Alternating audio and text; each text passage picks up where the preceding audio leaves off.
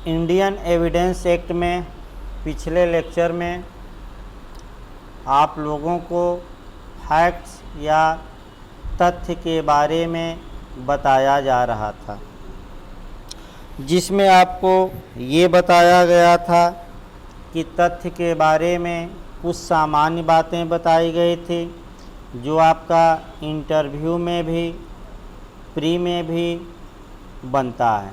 पहला आपका फैक्ट या तथ्य के बारे में जो चीज़ें बताई गई थी वह बताई गई थी कि तथ्य को ही एविडेंस के रूप में पेश किया जाता है, यानी कि तथ्य को ही साक्ष्य के रूप में पेश किया जाता है। फिर दूसरी बात बताई गई थी आपको इंस्ट्रूमेंट ऑफ एविडेंस, ये भी इंटरव्यू में पूछा गया है, यानी कि साक्ष्य का औजार किसे कहा जाता है। तो तथ्य को साक्ष्य का औजार कहा जाता है। साक्ष्य का औजार यानी कि तथ्य को साक्ष्य का औजार कहा जाता है। फिर बताया गया कि तथ्य दो प्रकार का होता है, एक फिजिकल और दूसरा मेंटल। फिर बताया गया कि आपका जो बताया गया था वह बताया गया था कि फिजिकल तथ्य का मतलब जो इंद्रियों द्वारा बोधगम्य हो और मेंटल का मतलब जो इंद्रियों द्वारा बोधगम्य न हो। इसके बाद एक चीज़ और हमें बतानी थी। अब आपका जो क्वेश्चन यहाँ बनता है तब डायरेक्ट शुरू किया जाएगा। क्वेश्चन ये बनता है, ध्यान से इसको भी समझिए, नया नया क्वेश्चन आजकल बन रहा है। क्वेश्चन अब ये बनता है कि प्रत्येक तथ्य साक्ष्य होता है, और क्वेश्चन बन सकता है कि प्रत्येक साक्ष्य तथ्य होता है। अब ध्यान से समझिए, अगर आपका ये क्वेश्चन बने कि क्या प्रत्येक तथ्य एविडेंस होता है तो आपका जवाब रहेगा नहीं। तो फिर आपका जवाब ये होना चाहिए कि प्रत्येक तथ्य एविडेंस नहीं होता, केवल वही तथ्य एविडेंस होते हैं जो फैक्ट इन इशू हो, यानी कि जो विवादक तथ्य हो या रेलेवेंट फैक्ट हो, यानी कि जो सुसंगत तथ्य हो, जो सुसंगत तथ्य हो। इसका मतलब ये हुआ कि सभी तथ्य साक्ष्य नहीं होते। ये जो वाक्य हैं पूर्णतः सत्य हैं, लेकिन सभी साक्ष्य तथ्य होते हैं, ये वाक्य भी पूर्णतः सत्य हैं, क्योंकि तथ्यों को ही एविडेंस के रूप में पेश किया जाता है। ये याद रखिए। अब क्वेश्चन ये बनता है कि जो ये साक्ष्य है ये किसका इफेक्ट है। ये उत्तराखंड में बना है। जो ये एविडेंस हैं, जो ये साक्ष्य हैं, ये किसका प्रभाव है, गलत न हो। साक्ष्य किसका प्रभाव है, तो आपका जवाब रहेगा जो ये एविडेंस हैं ये फैक्ट का इफेक्ट है, यानी कि तथ्य का प्रभाव है। इसको अच्छे से तैयार रखिए।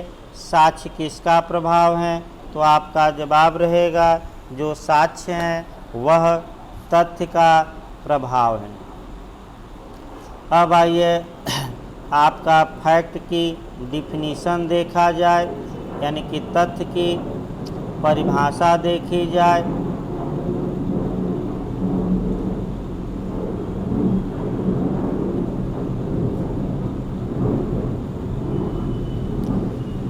जहाँ तक भारतीय साक्ष्य अधिनियम की बात है, तथ्य की जो परिभाषा दी गई है अब उसको देखिए, अच्छे से इसको देखिएगा। देखिए तथ्य के बारे में क्या परिभाषा दी गई है। फैक्ट की परिभाषा देखिए।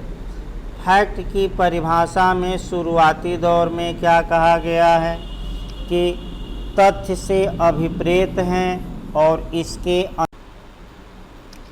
देखिए हम तथ्य की परिभाषा बता रहे थे, फैक्ट्स, मीन्स एंड इंक्लूड। जब भी ये दो शब्द रहे पहले इसका अर्थ जानिए। मीन्स का मतलब अर्थ हुआ, इसका अर्थ क्या है। इंक्लूड्स का मतलब कि ये किसको समाहित करता है। तो अगर ये दो शब्द आपका किसी भी परिभाषा में रहता है, इसका मतलब ये हुआ कि ये जो परिभाषा है ये समावेशी है। समावेशी का मतलब ये हुआ कि अन्य बातें भी इसमें ऐड हो सकती हैं, अन्य बातें भी इसमें समाहित हो सकती हैं। यानी कि तथ्य की परिभाषा समावेशी दी गई है। तथ्य को निर्वचित करते हुए दो क्लाज में बांटा गया है। आइए दोनों क्लाजों को अच्छे से देखिए। एक तो क्लाज 1 बांटा गया है और आपका क्लाज 2 बांटा गया है। पहले क्लाज में क्या बातें बताई गई हैं पहले हम ये देखें, तब दूसरे क्लाज की बात देखी जाएगी। देखिए पहले क्लाज में क्या किया गया है।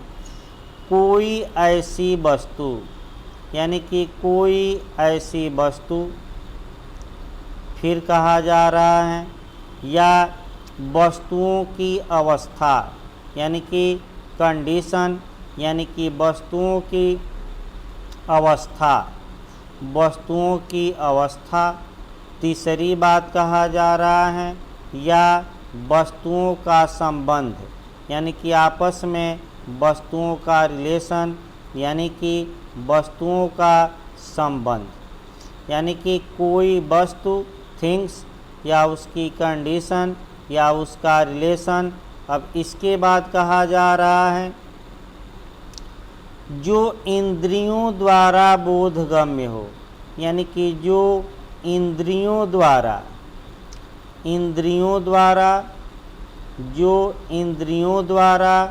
बोधगम्य हो। बोधगम्य का मतलब हुआ जिसका ज्ञान हम इंद्रियों द्वारा कर सकते हैं, अर्थात जिसका नॉलेज हम इंद्रियों द्वारा कर सकते हैं। दूसरा खंड ये बताता है कि कोई मेंटल कंडीशन, यानी कि कोई मानसिक दशा, कोई मानसिक दशा जिसका भान किसी व्यक्ति को हो। जिसका भान का मतलब आभास होना। भान का मतलब हुआ आभास होना। जिसका भान किसी व्यक्ति को हो, यानी कि अगर हम इसके पश्चात आपका तथ्य को समझाने के लिए आपका 5 दृष्टांत दिए गए हैं। यानी कि तथ्य को समझाने के लिए 5 आपका उदाहरण दिए गए हैं। 5 उदाहरण दिए गए हैं, ये भी सतर्क रहना है।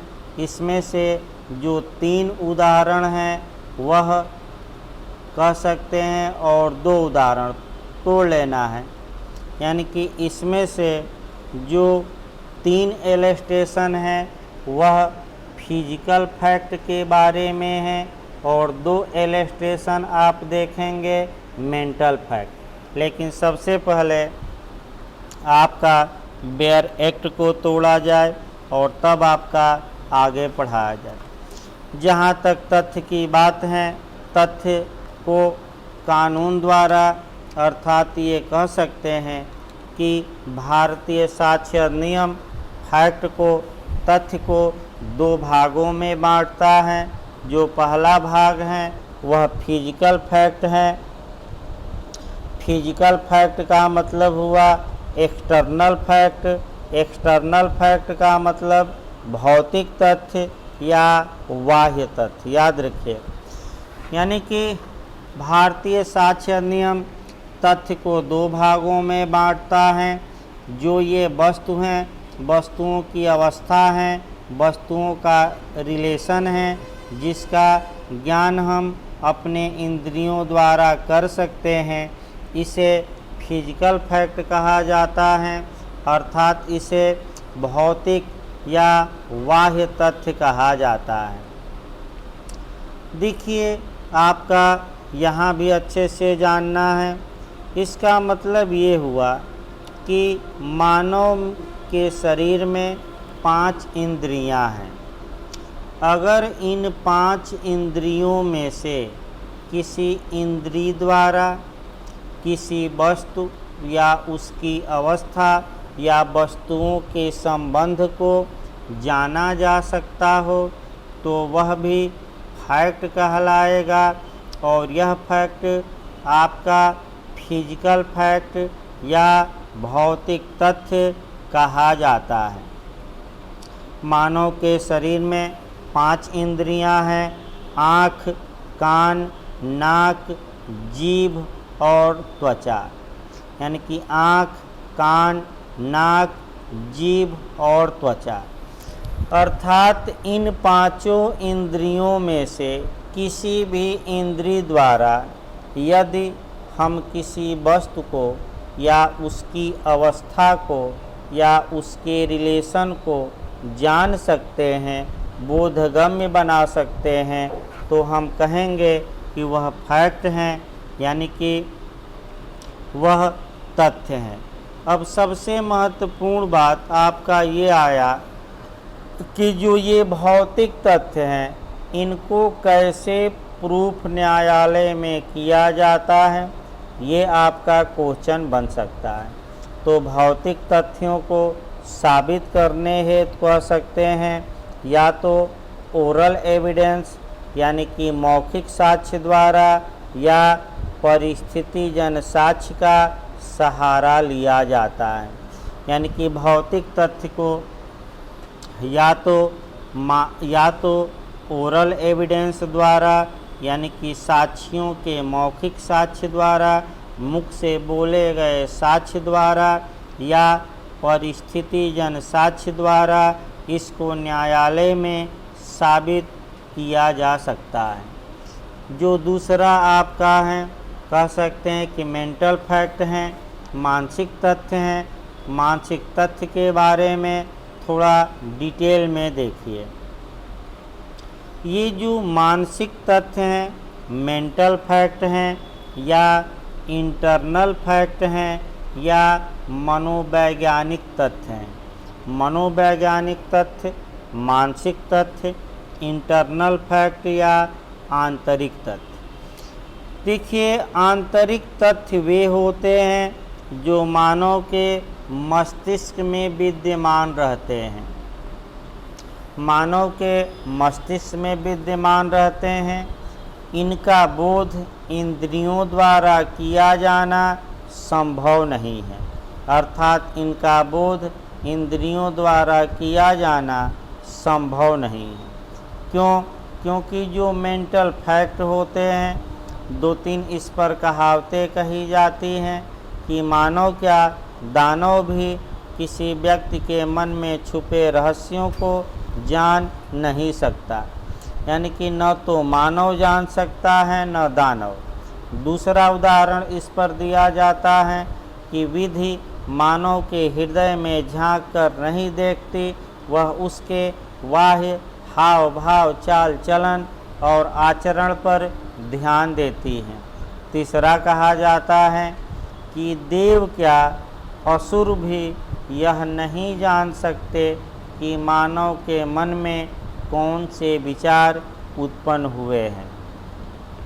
अतः ऐसी दशा में मानसिक दशा का ज्ञान चूँकि इंद्रियों द्वारा किया ही नहीं जा सकता, फिर भी मेंटल फैक्ट को रेलेवेंट बनाया गया है और मानसिक दशा कह सकते हैं कि साक्ष्य में महत्वपूर्ण होती हैं।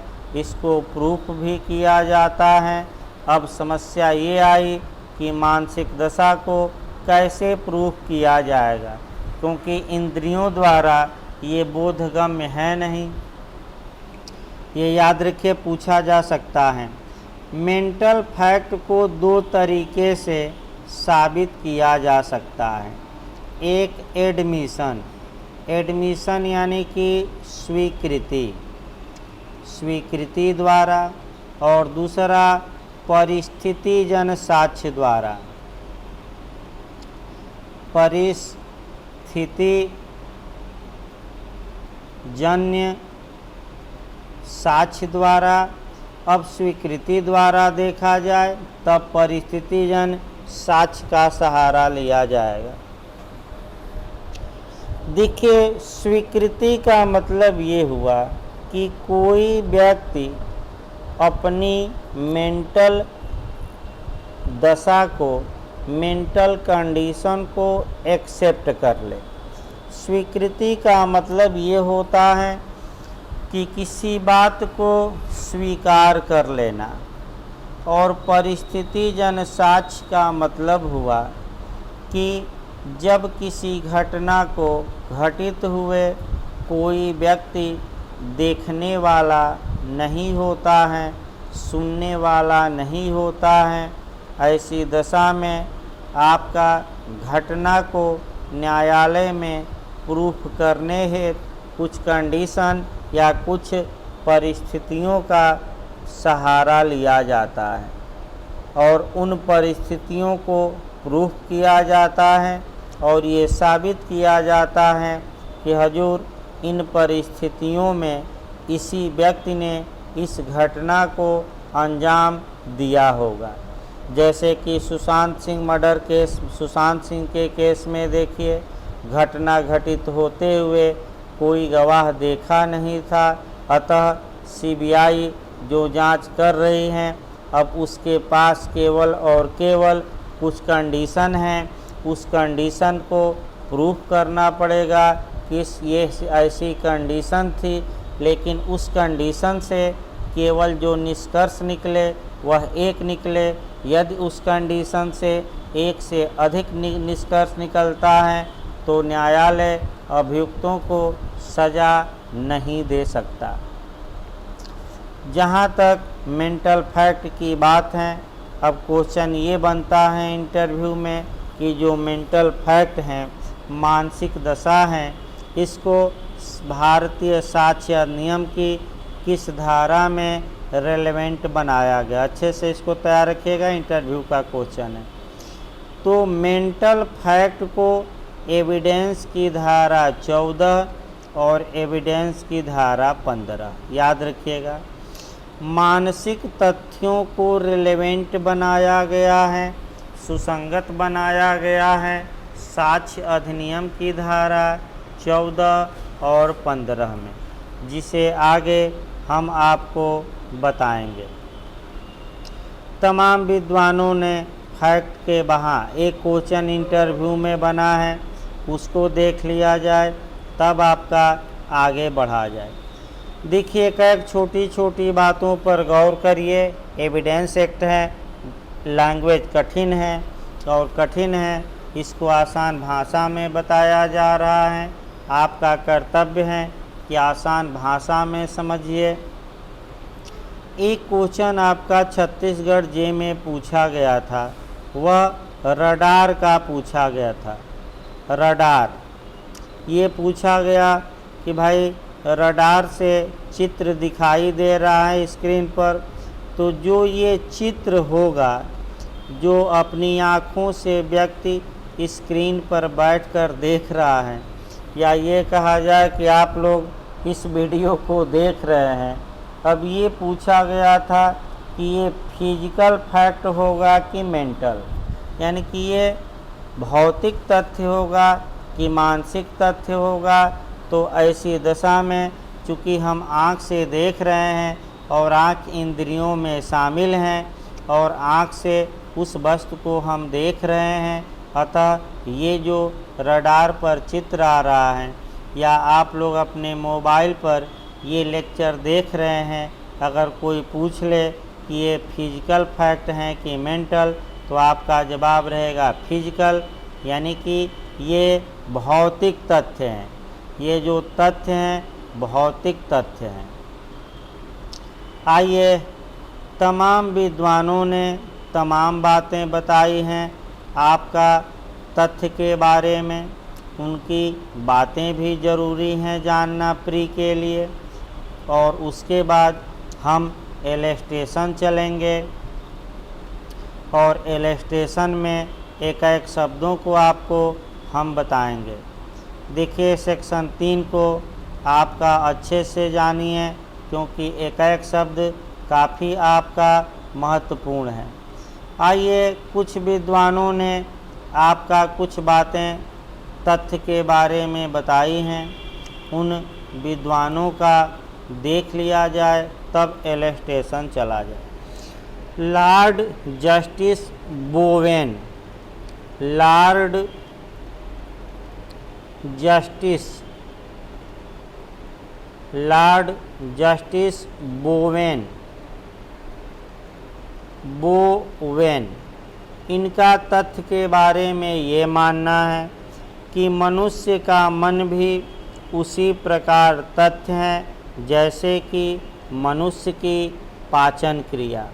यानी कि जो मनुष्य का मन है वह वैसे ही फैक्ट हैं जैसे मनुष्य की पाचन क्रिया होती है। ये आपका कह सकते हैं कि लॉर्ड जस्टिस बोवेन ने फैक्ट के बारे में आपका बताया है। तत्पश्चात आपका कह सकते हैं कि जहाँ तक ये तो लॉर्ड जस्टिस बोवेन का कोटेशन है। आइए आगे देखा जाए। जहाँ तक तथ्य की बात है, आपका इलस्ट्रेशन को देखा जाए। देखिए, जहाँ तक इलस्ट्रेशन की बात है, एक एक इलस्ट्रेशन भी काफ़ी महत्वपूर्ण है और इलस्ट्रेशन को अच्छे से देखिए। देखिए डायरेक्ट भाई खोलकर आप लोग बैठिए। पहला उदाहरण हम देखते हैं, यानी कि उदाहरण नंबर ए।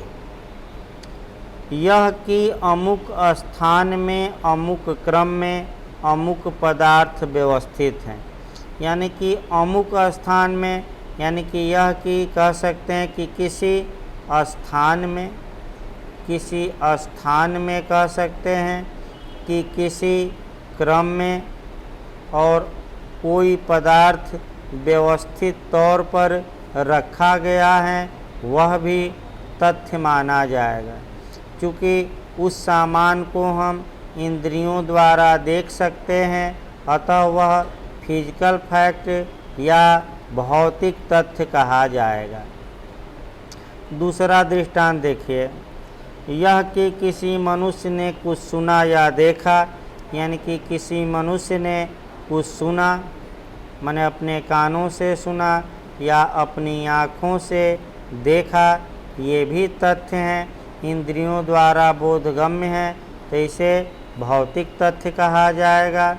सी देखिए। यह कि किसी मनुष्य ने अमुक शब्द कहे, यानी कि कोई व्यक्ति कह सकते हैं कि अपने मुख से कुछ बोला है, इसको भी हम अपने कान से सुन सकते हैं, बोलते हुए आँख से देख सकते हैं, अतः ये भी आपका फिजिकल फैक्ट हुआ। लेकिन जो इलस्ट्रेशन नंबर डी और इलस्ट्रेशन नंबर ई हैं, ये डी और ई, ये दोनों जो इलस्ट्रेशन किताब में दिए गए हैं, ये मेंटल फैक्ट के हैं, यानी कि ये मानसिक तथ्य के बारे में है। एक एक शब्दों पर विशेष ध्यान दीजिए। पहले हम इलस्ट्रेशन नंबर डी के एक एक शब्दों को देखते हैं। इलस्ट्रेशन नंबर डी बताता है, यह कि कोई मनुष्य अमुक राय रखता है, यानी कि किसी मनुष्य की ओपिनियन क्या है, राय क्या है, यह मेंटल फैक्ट है, इसको इंद्रियों द्वारा बोधगम्य नहीं बनाया जा सकता। दूसरा देखिए आपका, यह कि कोई व्यक्ति अमुक इंटेंशन या आशय रखता है, ये भी मेंटल फैक्ट है, सद्भावना पूर्वक कार्य करता है, यानी कि कोई व्यक्ति सद्भावना पूर्वक कार्य करता है, ये भी एक मेंटल फैक्ट है। यह कि कोई व्यक्ति कपटपूर्ण कार्य करता है, ये भी एक मेंटल फैक्ट है। कपटपूर्ण कार्य करता है या किसी विशिष्ट शब्द को विशिष्ट भाव में प्रयोग करता है, यानी कि कोई भी स्पेशल वर्ड है उसको किस सेंस में, किस भाव में प्रयोग कर रहा है, या उसे किसी विशिष्ट संवेदना का भान था, संवेदना का, विशिष्ट संवेदना का आपका भान था, उसे संवेदना माने एहसास होना, या विनिर्दिष्ट माने समय में ऐसी संवेदना का भान था, ये भी आपका मेंटल फैक्ट है। अब इन्हीं शब्दों को एक एक करके आपका कह सकते हैं कि जोड़ना है। राय यानी कि opinion, intention, good faith, thought, और कोई शब्द, विशिष्ट शब्द का प्रयोग, संवेदना का भान होना, ये मेंटल फैक्ट हैं, लेकिन ये मेंटल फैक्ट हैं। इन्हीं को एक एक करके देखिए। जहाँ तक ओपिनियन की बात है, आप जब भी ओपिनियन पढ़िएगा तो धारा 45 से लेकर 51 एविडेंस पढ़िएगा, अर्थात जब भी राय पढ़िएगा धारा 45 से लेकर 51 पढ़िएगा, क्योंकि एक्सपर्ट और नॉन एक्सपर्ट यानी कि विशेषज्ञ और अविशेषज्ञ की राय रेलेवेंट बनाई गई है साक्ष्य में। आपका एविडेंस की धारा 45 से लेकर 51, जैसे कि करंट मुद्दे पर भी चला जाएगा। सुशांत सिंह राजपूत का जो माने कह सकते हैं कि मृत्यु है, उसमें जो डॉक्टर ने पीएम रिपोर्ट, पोस्टमार्टम रिपोर्ट बनाई है, वह एविडेंस में रेलेवेंट होगी। ये आपका 45 में यानी कि 45 में ये आपका रेलेवेंट होगी। राय मतलब विचार हुआ, यानी कि डॉक्टरों का क्या विचार है, ये विचार या राय साक्ष्य में सुसंगत होती हैं और ये कह सकते हैं कि मेंटल फैक्ट मानी जाती हैं। इंटेंशन देखिए, आशय देखिए। जहाँ तक इंटेंशन या आशय की बात है, अब क्वेश्चन ये बना था कि इंटेंशन शब्द को, आशय शब्द को कहाँ डिफाइन किया गया है, कहाँ परिभाषित किया गया है। तो इंटेंशन शब्द को, आशय शब्द को कहीं भी परिभाषित नहीं किया गया है। फिर पूछा जाता है कि आशय होता क्या है। तो जब कोई व्यक्ति किसी कार्य को करता है तो उस कार्य को करने का उसका मन भी रहता है और ये वह पहले से पूर्व कल्पना किए रहता है कि इस कार्य का परिणाम ये होगा। यानी कि अगर ए बी पर गोली चलाता है तो गोली चलाने का उसका इरादा भी है और एक पूर्व कल्पना भी किया है कि इस गोली से बी की हम मृत्यु कारित कर देंगे। तो इंटेंशन शब्द को कहीं भी डिफाइन नहीं किया गया है। अब आइए, सद्भावनापूर्वक शब्द भी मेंटल फैक्ट है। इसको इंग्लिश में गुड फेथ या बोनाफाइड कहा जाता है। हाँ, सद्भावनापूर्वक शब्द को आईपीसी की धारा 52 में परिभाषित किया गया है, यानी कि ज़रूर डिफाइन है आईपीसी की धारा 52। सद्भावनापूर्वक का मतलब ये हुआ कि उचित सतर्कता और सावधानी बरतकर कार्य करना या ध्यान देकर कार्य करना। जैसे कि हम पढ़ा रहे हैं तो हमारा भी कर्तव्य है कि हम गुड फेथ में पढ़ाएं, अर्थात उचित सावधानी और सतर्कता बरतें, पढ़ाते समय ध्यान देकर पढ़ाएं। ताकि कोई भी बात छूट न जाए।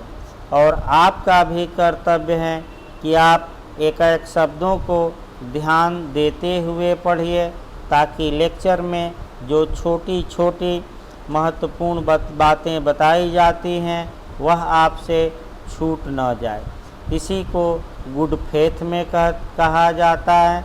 सद्भावना पूर्वक भी एक मेंटल फैक्ट है और आपका आईपीसी की धारा 52 में परिभाषित किया गया है। आइए कपटपूर्ण देखा जाए। कपटपूर्ण के लिए आईपीसी की धारा 25 पढ़िएगा, कई बार पूछा गया है। आईपीसी की धारा 25 में कपटपूर्ण शब्द को परिभाषित किया गया है।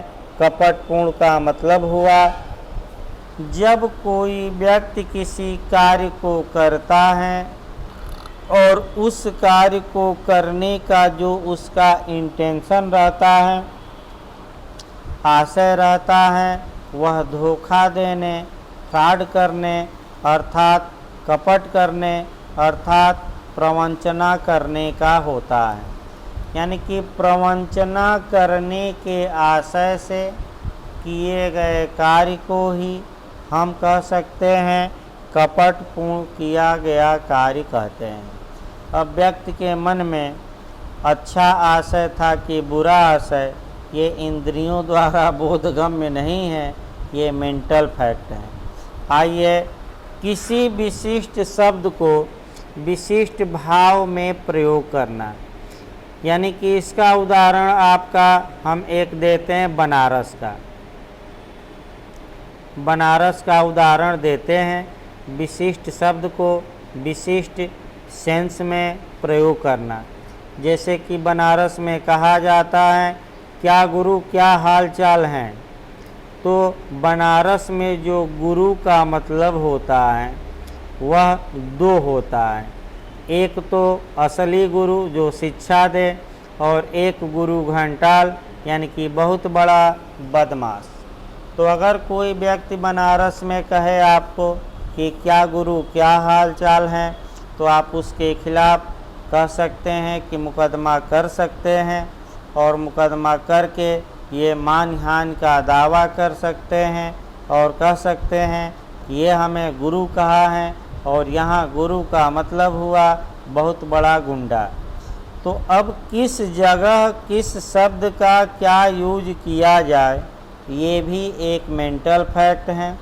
और बोलते समय किस टोन में बोला, ये भी ध्यान में रखना है। अगला ये आपका संवेदना। जहाँ तक संवेदना की बात है, धारा 8 में एविडेंस की धारा 8 में संवेदना को भी सुसंगत बनाया ही गया है। संवेदना का मतलब ये हुआ कि कह सकते हैं कि आभास, क्या आभास हो रहा था। जैसे कि आपका मान लीजिए सुशांत केस को ही लिया जाए। जब रिया चक्रवर्ती ड्रग्स की डोज सुशांत को देती थी तो सुशांत को क्या आभास होता था, उसके शरीर में अकड़न आती थी कि शरीर उत्तेजित हो जाता था। अब क्या आभास आता था ये तो रिया ही बता सकती हैं, हमारे बस की बात नहीं है। संवेदना का मतलब कि शरीर पिरो रहा है यानी कि दर्द कर रहा है, अंदर से अंदर मन प्रसन्न है, शरीर में बहुत कह सकते हैं कि खुजली हो रही है, इत्यादि बातें जो हैं ये संवेदना में आती हैं। संवेदना भी एक मेंटल फैक्ट है। आइए ये तो दृष्टांत आपका बताया गया डी। अब अंतिम दृष्टांत देखा जाए ई। जहाँ तक दृष्टांत नंबर ई की बात है, ई को भी अच्छे से पढ़िएगा। ई पर भी देखिए मैं बता रहा हूँ दृष्टांत नंबर हमें ई देखना है। जहाँ तक दृष्टांत नंबर ई की बात है, देखिए बेरट क्या कहता है। यह कि किसी मनुष्य की अमुक ख्याति है, यह कि किसी मनुष्य की अमुक ख्याति है। ख्याति यानी कि प्रसिद्धि, प्रसिद्धि यानी कि मान, मान यानी कि सम्मान। याद रखिए, तो व्यक्ति की क्या ख्याति है ये इंद्रियों द्वारा बोधगम्य नहीं, ये तो समाज के लोग उसके बारे में क्या विचार रखते हैं, समाज के लोग क्या राय रखते हैं, वहीं ख्याति है। अब ये है कि ख्याति भी मूल्यवान संपत्ति है किसी व्यक्ति की, और ख्याति को अगर नुकसान पहुंचाया जाता है तो वह मान हानि माना जाता है, डिफेमेशन माना जाता है। तो ख्याति क्या फैक्ट है कि नहीं पूछा जाता है, कौन सा फैक्ट है, मेंटल फैक्ट है। और ख्याति पर चोट पहुंचाई जाती है तो कौन सा कह सकते हैं कि अपराध या अपकृत्य होता है, डिफेमेशन या मान हानि। एक दो उदाहरण आपको कम से कम बता दिया जाए। देख रहा हूँ भाई, एक उदाहरण आपका राखी सावंत पर ही बता दिया जाए। देखिए, सभी लोग जानते होंगे राखी सावंत के बारे में। अब दिग्विजय सिंह ने राखी सावंत पर कुछ अटैक किए। दिग्विजय सिंह ने अटैक किया। किस पर अटैक किया? राखी सावंत पर। राखी सावंत ने ये सोचा कि ये निकम्मा हमेशा बोलता रहता है और मेरी तो इसने अपमान कर दिया, मान हानि कर दिया। मान हानि कर दिया तो राखी सावंत ने 50 करोड़ रुपया मुआवजा की मांग के लिए, 50 करोड़ मांग के लिए आपका दिग्विजय सिंह के खिलाफ मुकदमा दायर कर दिया। अब मांग सकते हैं, चाहे 50 करोड़ मांगिए या 5 अरब मांगिए, कितना पैसा दिलवाया जाए ये न्यायालय के विवेक पर निर्भर करता है। लेकिन यहाँ आपका देखिए क्या जानना है। चूँकि मानहानि के अपकृत्य में करेक्टर ही विवादित रहता है, जो फैक्ट इन इशू होता है वो करेक्टर या सील होता है। तो दिग्विजय सिंह दिखाएंगे कि इनका करेक्टर ढीला है राखी सावंत का, अतः हम कोई मुआवजा नहीं देंगे। और राखी सावंत न्यायालय में दिखाएंगे कि हमारा करेक्टर हाई लेवल का है, अतः दिग्विजय सिंह से हमें 50 करोड़ रुपया मानहानि के तौर पर दिलवाया जाए। अब किसका करेक्टर हाई है, किसका लो है? तो हमारे हिसाब से न दिग्विजय सिंह का करेक्टर हाई है, न राखी सावंत का। अब आपकी अपनी राय क्या है वो तो आपकी बात है भाई। इस प्रकार फैक्ट को बताया गया, लास्ट में बता दिया जाए। इसी फैक्ट को एविडेंस के रूप में प्रस्तुत किया जाएगा और इसी फैक्ट को एविडेंस के रूप में प्रस्तुत करके प्रूफ किया जाएगा, साबित किया जाएगा, सिद्ध किया जाएगा। और जब यही फैक्ट सिद्ध हो जाता है तो वह सबूत बन जाएगा। तो ये तो आगे बताया जाएगा। धन्यवाद।